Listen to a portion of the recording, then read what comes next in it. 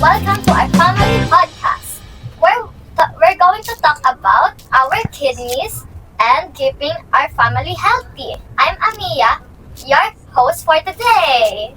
And I'm Amba, your co-host for today. And our visitors, our very own parents. Come here!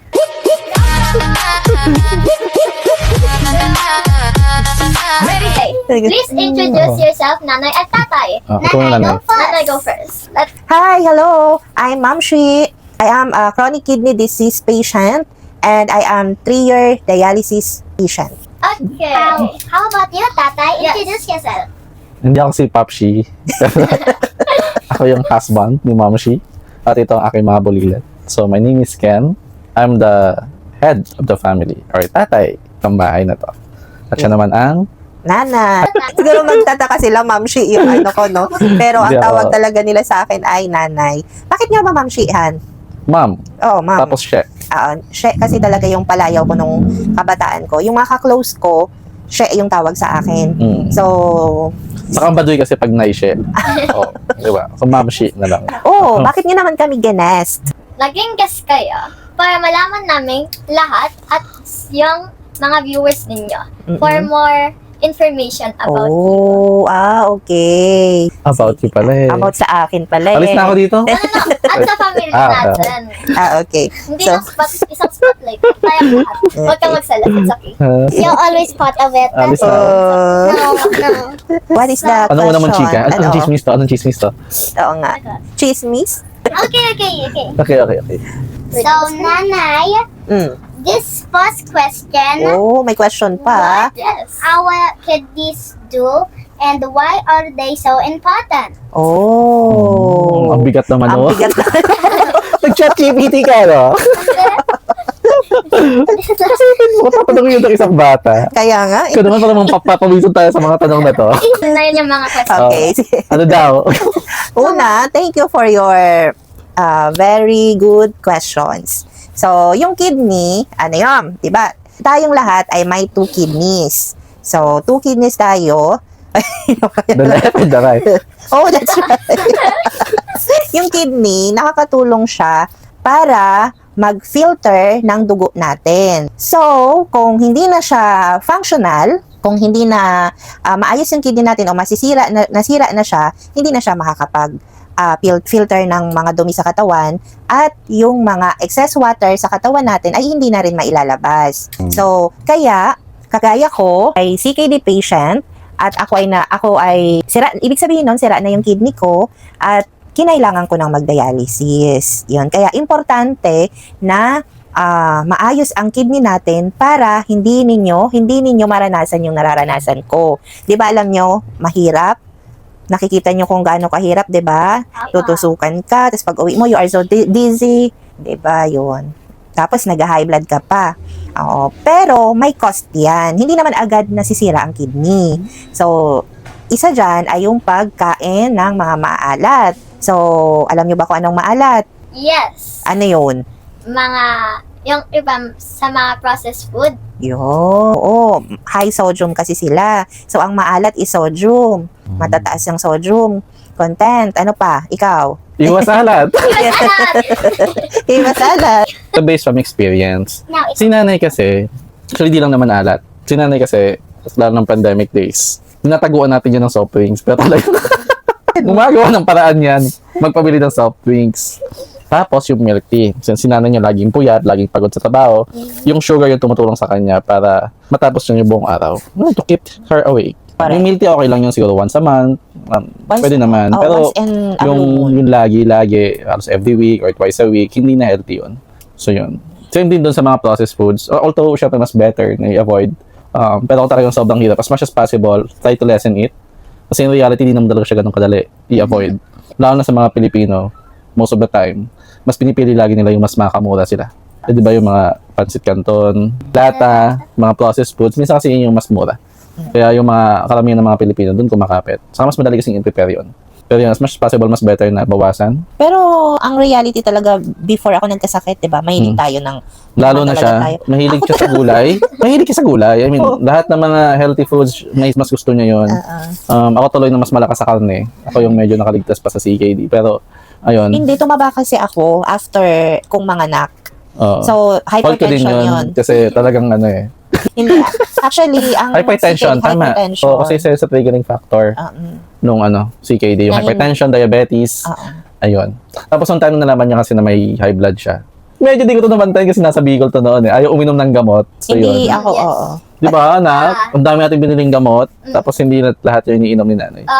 One thing, kailangan natin i-alis sa mga secrets. Yung mga, about sa mga, ni nanay, nalagyan ng, gamot. Oo. Paminsan, meron pa.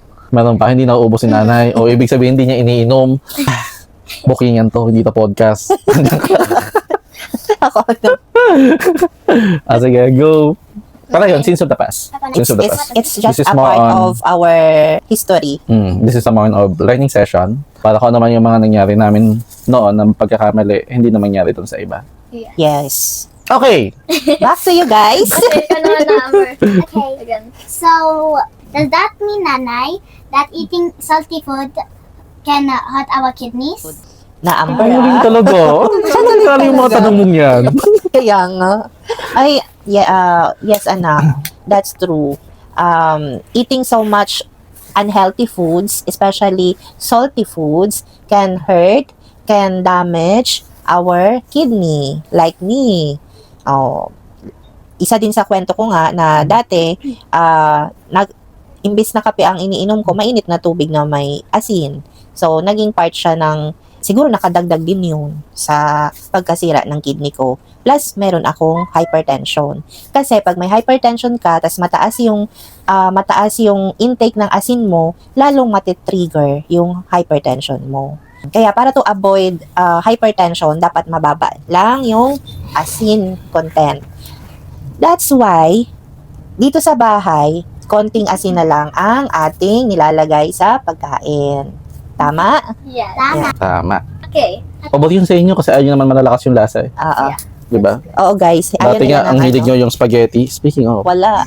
walang sauce. Kasi yung ano lang, Ayaw Diba? nila ng yung hindi nyo kinakain yung sauce. Kasi yung spag lang talaga. Noodles. Yung noodles lang. O, yan. diba? Yung anak namin, ayaw ng malalasa. Layo naman. Kasi Kaya, sensitive din yung ano nila, yung dila nila. Taste buds. So, kahit hiwalayin mo yun. Kaya na lang hiwalay yung sugar doon. Pati yung asin. Pag sobra yung asin, tatanggalin nila yun. Imagine, kaya na lang gawin yun. Kasi ko naman, false alarm yung sinasabi mo. Anyways. May nalalasan ako, sobra to ng asin, 50%. 50% wala na. Kung sasobra, bawas yan, tanggal. Aside from eating healthy, what else can we keep our kidneys healthy? Okay. Ako lagi. Supporting character ako dito. Ano ba? Kawawa naman. Sabi ko nga, alis na ako eh. Kawawa naman sa tatay. Ikaw naman. Ikaw naman. Madali lang naman. Ikaw. Ano yung tanong? Aside from eating healthy, ano yung kinikip para healthy Ano yung kailangan gawin Yes. to maintain the kidney healthy? Yeah. Exercise. De, joke lang. Exercise yung kidney mo. Ganun mo lagi. Pwede naman. Pero hindi lang sa exercise. Hindi lang sa exercise. Kidding naman. aside. Hindi lang syempre. Kidding aside. Ako, personally, pag kumakain ako ng mga sobrang chocolate, sweet, too much sugar sa katawan, I usually drink lots of water. Yes. Para for me, it helps to clean out or i-cleanse yung nakakain ko or nainom ko. So yun, isa yun. Siguro pangalawa, maintaining a healthy diet, very good yon. Kasi, as mentioned kanina, pwede kang kumain ng mga, or pwede kang uminom ng mga milk tea, processed foods, pero if you keep doing that frequently or lagi or madalas, it will end up destroying your kidney. So, mas better, mas okay na i-lessen mo or eventually i-remove mo na. Tapos, you lean towards doon sa yung mga niluluto mismo, yung mga lutong bahay, rather than mga processed foods. Tapos, ayun, as much as possible, ako personally, hindi na ako nag-milk tea. Matagal na. Hindi rin ako nagsa-soft drinks. I entirely rely my drinking habit sa tubig. Hindi na rin ako umiinom ng alak. I'm not sure if may kinalaman yun doon. Pero, hindi ko kasi kaya mag-exercise. Ako. So, doon na lang ako bumabawi. Hindi, naglalakad ka, papuntang office. Oo, pero, Hindi ano lang na yun siya, eh. ganun din. Oo, yun. Naglalakad din naman ako. Papunta Kasi- pa akyat. Oo. Pero kung may cart noon, papunta sa office ko mismo, sasakay ako ng cart. Joke lang. Hindi na ako maglakad. Not saying na tama yung ginagawa ko. Hindi yun yung, hindi yun yung best advisable. practice. Pero, Pero, yung pagkain mo, yun. yung pag mahilig siya sa tubig, yun talaga. Yes. Malakas akong uminom ng Plus, tubig. hindi siya umiinom ng alak. Yun. Nang maging mag-asawa kami. At kahit mag-boyfriend, girlfriend, Oo, tayo, diba? nung time, oo. umiinom ka girlfriend, nun. boyfriend, oo. Pero nung nung mag-asawa kami, mag-asawa na, pag inaabotan niya na lang ako kasi di niya kayang ubusin, saka ako na ipilitan ayaw uminom. nga pala kasi minsan sa friends natin, di ba? Kasi minsan mayabang to kukuha ng alak, Hala! iabot kita tatay kasi di kaya ubusin. Ako naman syempre. Pero noon yun. Wala pa kayo noon. Tsaka with friends. With friends, of oo. course. Pero yun lang, yung alam ko, madalas lang sisira ng kidney mo. Yung meat, ang alam ko, okay lang din. Pero again, pag sobra, masama. Oo. So, mas better na kung pwede mong i-mix, mas okay. Lots of fish, better. Lots of gulay, mas okay. Ayun. Okay. Okay na, in-interview na ako. Alis na ako dito. Meron pa naman eh, so. Meron pa. Yay, thank you, tatay, for the Ganda. wonderful na answer. Ganda ng answer. Oy, tama. Mag-exercise talaga. Isa yun. Sumayaw, Pakita mo. mag-exercise. Hindi ko alam yun. Siya ba yun, ha? Dati, nag-gym ako. Way back then, bago ako tumaba. Yes. May membership po yan. Ako ng mga equipment. 10 sessions with coach. Yeah.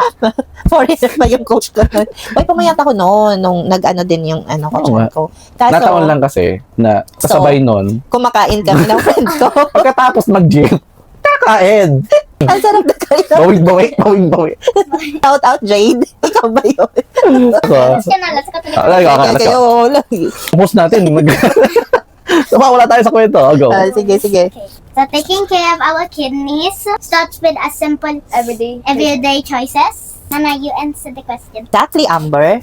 At tandaan din natin na ang CKD or kidney disease ay walang sintomas. So, kailangan talaga nating alagaan ang ating health at kidney. Ano ba titignan mo? I'm just happy. Pero unsure si tatay punta. Oo. Pakala ko nanay mo. At ako yung kukas natin. Matulog ka na kaya? And Sige then, na. Ito, tama. May bed. that's why prevention is better than treatment. Yes, of course. Finally, Iwas alat. Iwas sakit. Iwas dialysis. Alaga yung kidney. Talagaan ang kidney para sa iyong buhay. iwas alat, iwas sakit, iwas Dialysis. Okay na? Ano ba? Tama, because when our kidneys are healthy, our family can stay healthy and happy. Yes. Oo. Kaya dapat piliin natin lagi maging healthy everyday. Tapos iwas alat, iwas sakit, iwas ang kidney para happy ang family. And don't forget!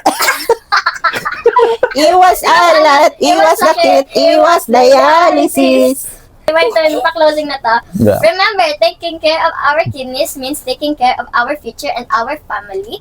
Momchi! Bigla ka sumisigaw. Mamshi. Okay. Magpa-check. Okay na. Si ating sigaso na. Magpa-check. Kumain ng tama. Labing Okay. Kumain ng tama at Enough! Enough! Again. Pausin natin to. magpa-check up, kumain ng tama, at mamuhay ng malusog. Remember, taking care of our kidneys means taking care of your future. Pa-check up at kumain ng malusog at mamuhay ng malusog. Okay, then this will end our podcast. At kung nagustuhan niyo po ang podcast na ito at ang aming advocacy, please support our family through my page, Mamshi! Mamshi! Bye! Bye-bye! Please follow, share, and comment. Alamin agad